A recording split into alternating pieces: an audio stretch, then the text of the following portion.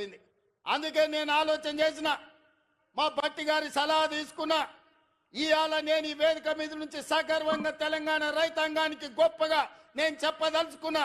29 రాష్ట్రాలలో ఉన్న ముఖ్యమంత్రులను కానీ ప్రధానమంత్రి నరేంద్ర మోడీని, కల్వకుంట్ల చంద్రశేఖరరావును సవాలు విసురుతున్నా.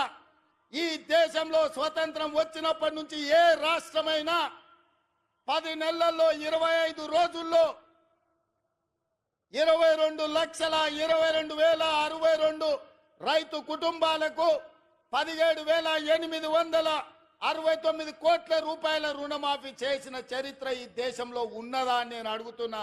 చర్చలకు మీరు సిద్ధంగా ఉన్నారా నరేంద్ర మోడీ గారు అని నేను అడుగుతున్నా.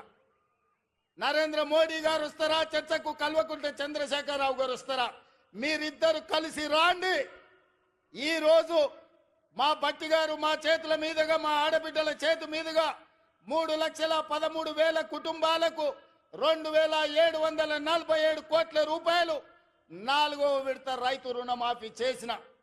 మొత్తంగా 25 లక్షల రైతు కుటుంబాలకు 21,000 కోట్ల రూపాయల రైతు రుణమాఫీ మొదటి సంవత్సరంలో చేసిన ప్రభుత్వం, ప్రజా పాలన ఈ దేశంలో ఉన్నదే అంటే అది తెలంగాణ.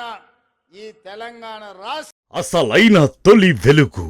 ఫాలో వాట్సాప్ @తొలి వెలుగు official.